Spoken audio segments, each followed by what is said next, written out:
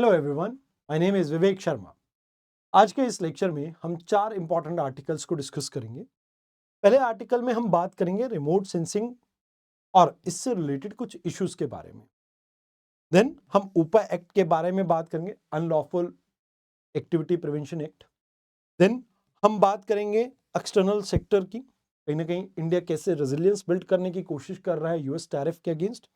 And last में हम Arctic की जियो पॉलिटिक्स के बारे में डिस्कस करेंगे। आइए एक एक करके इन आर्टिकल्स को समझ लेते हैं। देखिए, रिमोट सेंसिंग डाटा जो है बहुत क्रुशियल होता है किसी भी कंट्री के लिए। अब क्यों क्रुशियल होता है? बिकॉज कंट्री की एग्रीकल्चर से रिलेटेड, रिसोर्सेज से रिलेटेड, वाटर से रिलेटेड बहुत सारी क्रुशियल इंफॉर्मेशन ये प्रोवाइड करता है।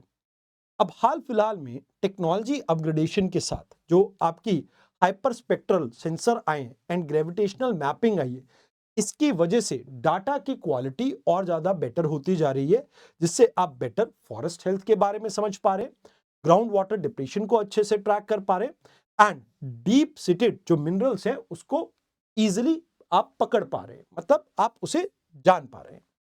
तो कहते हैं कि भाई इसमें इसके एप्लीकेशन आपको देखने को मिलते हैं प्रिसीजन एग्रीकल्चर और फॉरेस्ट्री में। हम नॉर्मलाइज्ड डिफरेंस वेजिटेशन इंडेक्स को यूज करते हैं यहाँ पे, जो रियल टाइम बेसिस पे आपकी क्रॉप की हेल्थ और जो प्लांट है उसकी स्पीशीज को आइडेंटिफाई करने में हेल्प करता है। सेम क्लाइमेट मिटिगेशन में बायोमास से निकलने वाले आपके कार्बन को या अब्जॉर्ब होने वाले कार्बन को हम ट्रैक कर सकते हैं, जिससे क्लाइमेट चेंज को ट्रैक करने में हमें अच्छी हेल्प मिलेगी। More over synthetic aperture radar ये इवन क्लाउडेड एरियाज में भी, क्लाउडी टाइम में भी आपको डाटा रिट्रीव करने में हेल्प करते। तो वाटर रिसोर्स मैनेजमेंट में ये आपकी काफी हेल्प करते, खासकर क्लाउडी एरिया में या वाटर की क्वालिटी को मॉनिटर करने में, एल्गल ब्लूम को मेजर करने में। तो कहीं ना कहीं वाटर पोल्यूशन, वाटर रिसोर्स के मैनेजमेंट में ये आपको हेल्प कर सकती है। एंड इसके साथ साथ पहले क्या होता था कि भाई आपको लाइक जो रिमोट सेंसिंग की जो कॉस्ट थी वो बहुत ज्यादा पड़ती थी। आप क्या करते थे कि भाई लाइक रिमोट सेंसिंग की नहीं, माइनिंग की, सॉरी। तो पहले आप क्या करते थे कि भाई पहले आप माइन के एरिया को लोकेट करते थे कि भाई कहीं पर मिनरल मिल सकता है, यहाँ पे पॉसिबिलिटी है। फिर उसके बाद डिगिंग की जाती थी, कंफर्म किया जाता था and then we start mining. But अभी जो डाटा है वो आपका और ज्यादा रिफाइंड हो चुका है, जिसकी वजह से अब ये प्रॉब्लम हमारी खत्म हो चुकी है।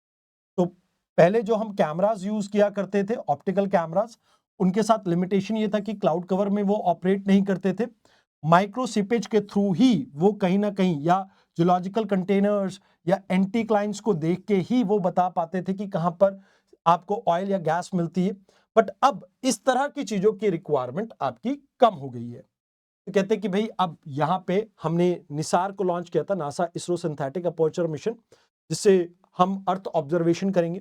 देन ग्रेस मिशन हमने लॉन्च किया था, जिससे ग्राउंड वाटर के एस्टिमेट को लाइक यूएस ने लॉन्च किया था, जिससे ग्रेस से हम ग्राउंड वाटर की स्टोरेज को मेजर कर रहे हैं।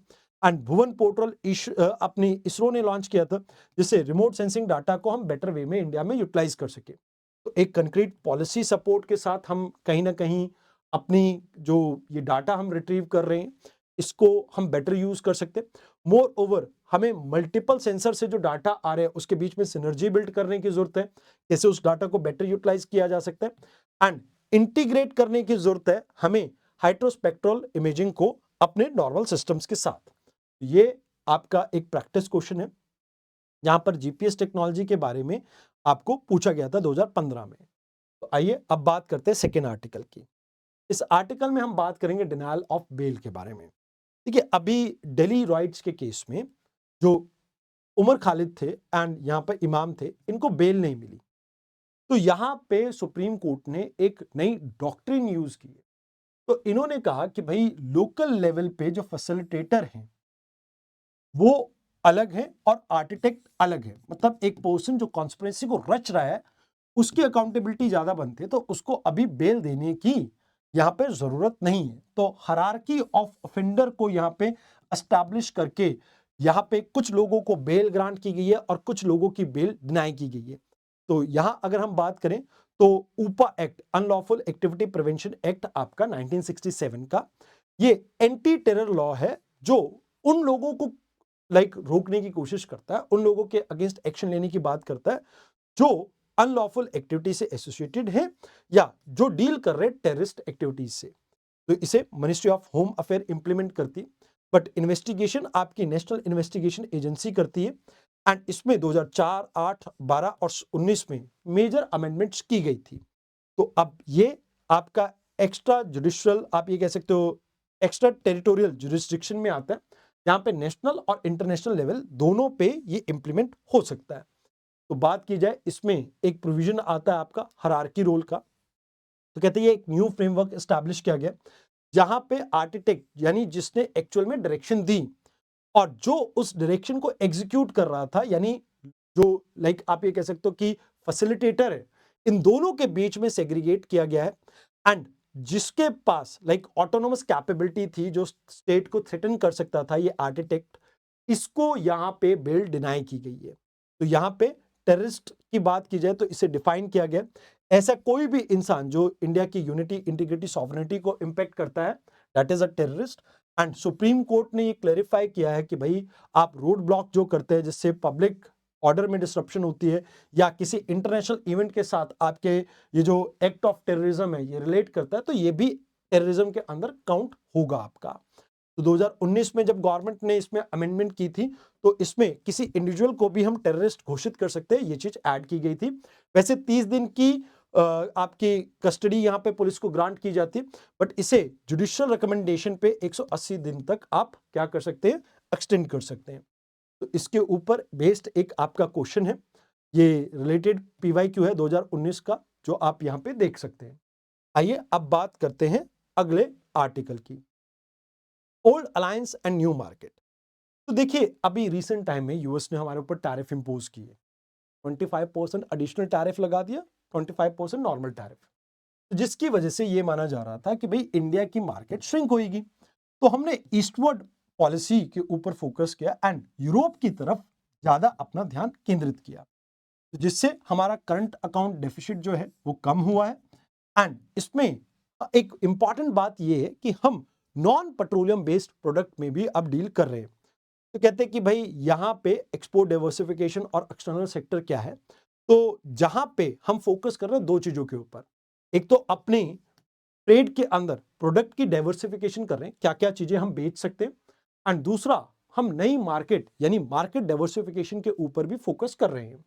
तो कहा जाता है कि भाई देखो, इससे हमारा जो फायदा ये है कि कई रीजन्स में वॉल्टिलिटी आपको देखने को मिलते हैं, जैसे यूएस के आसपास अभी वॉल्टिलिटी बहुत ज्यादा चल रही है, तो आप इस चीज को भारत के ऊपर इंपैक्ट नहीं होने देंगे। देन मिनिस्ट्री ऑफ कॉमर्स इससे डील करती है। अभी हमारी फॉरेन ट्रेड पॉलिसी जो है वो ये कहते हैं कि भाई ये कोई सेक्रोसेंट 5 साल की पॉलिसी नहीं है, हम इसको डायनेमिक रखेंगे, based upon real time global scenario क्या है उसके अकॉर्डिंगली हम ट्रांजेक्ट करेंगे इसमें। तो कहते हैं कि भाई पहले हमारे साथ एक प्रॉब्लम ये होती थी कि भाई हम डायरेक्ट सब्सिडीज देते थे, ठीक है जी, अब इन सब्सिडीज को हमने कम कर दिया है एंड डब्ल्यूटीओ के कंप्लायंट हमने कुछ सब्सिडीज को प्रमोट किया है, जिसमें हम प्रोडक्ट के लिए, एक्सपोर्ट के लिए डायरेक्ट सब्सिडीज ना देके प्रोडक्ट बिल्ड के लिए यहाँ पे सब्सिडीज देनी स्टार्ट की है। तो ये चीज आपको देखने को मिली। मोर ओवर अभी हमारे एक्सपोर्ट की मेजर डेस्टिनेशन जो है वो यूएस, यूएई एंड नीदरलैंड है, बट इनके साथ हमने कॉम्प्रिहेंसिव इकोनॉमिक पार्टनरशिप की है। नीदरलैंड के साथ गेटवे टू ईयू के तौर पे हम काफी अच्छा लाइक रिलेशन मेंटेन करके रखे हुए हैं। यूके के साथ जो अभी हमारी कॉम्प्रिहेंसिव ट्रेड एग्रीमेंट हुआ है, तो इससे हमें बेनिफिट मिला है। एंड चाइना भी हमारा एक अच्छी खासी एक्सपोर्ट डेस्टिनेशन है, बट अभी भी हम इंपोर्ट चाइना से बहुत ज्यादा करते हैं, खासकर electronic and active pharmaceutical ingredients का। रशिया से क्रूड ऑयल एंड यूएई के ऊपर भी हमारी डिपेंडेंसी काफी ज्यादा है। तो कहते हैं कि भाई देखो, अब इंजीनियरिंग गुड और रिफाइंड पेट्रोलियम के अलावा हम इलेक्ट्रॉनिक्स में भी काफी अच्छा खासा अर्न कर रहे हैं। जो प्रोडक्शन लिंक इंसेंटिव स्कीम है, इसका असर देखने को मिल रहा है। अब टॉप 3 एक्सपोर्ट जो आपके मटेरियल्स है उसमें इलेक्ट्रॉनिक गुड्स भी आपके आ जाते हैं। तो कहते हैं कि भी इंडिया और यूके के बीच में जो ट्रेड एग्रीमेंट हुआ था उससे 99% हमारे गुड्स को ड्यूटी फ्री एंट्री मिली है यूके के अंदर। तो इवन डबल कंट्रीब्यूशन कन्वेंशन के अंडर अब सोशल सिक्योरिटी में वहां पे इन्वेस्ट नहीं करना पड़ता, तो इससे हमें बेनिफिट मिला है। देन हमने जो लाइक आप ये कह सकते हो कि यूरोप की मेजर इकोनॉमीज जैसे स्विट्जरलैंड, नॉर्वे, आइसलैंड एंड लिंचनस्टाइन, इनके साथ एक इन्वेस्टमेंट एग्रीमेंट किया है जहां पे $100 बिलियन की इन्वेस्टमेंट की कमिटमेंट की है इन्होंने। मोरओवर हमारा जो सरप्लस हमने जनरेट किया आईटी सेक्टर से, कंसल्टिंग से, वो कहीं ना कहीं हमारे ओवरऑल जो बैलेंस ऑफ पेमेंट के जो लाइक प्रोपोर्शंस है उनको ठीक मेंटेन करने में हेल्प कर रहा है। These were the things. कहीं ना कहीं हमारा मर्चेंडाइज जो डेफिसिट है वो इससे कम हो रहा है। तो ये आपका वो क्वेश्चन है 2023 का, जिसको आप इससे सेम क्वेश्चन से रिलेट कर सकते हो। मर्चेंडाइज इंपोर्ट और एक्सपोर्ट से रिलेटेड है, तो इसको आप एक बार अटेम्प्ट कीजिए। Now let's talk about the last article.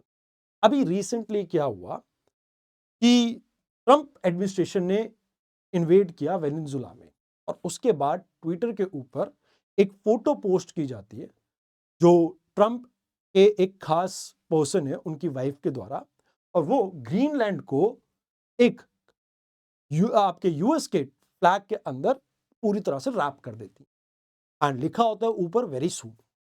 तो यहां पे इसकी वजह से थोड़ा एक ग्लोबल टेंशन इंक्रीज हुई है। तो अभी यूएस एडमिनिस्ट्रेशन की जो डिस्कशन है वो इस बात पे चल रही है कि भाई हमें ये ग्रीनलैंड एरिया चाहिए। इसके पीछे 3 कारण है। पहला कारण कहते हैं डिफेंस। कहते हैं कोल्ड वॉर एरा के टाइम से जो यूएस है यहाँ पे अपना एक मिलिट्री बेस बना के बैठा हुआ है। इस मिलिट्री बेस के थ्रू वो पूरे यूरोप और पूरे एशिया के ऊपर नजर रख सकता है।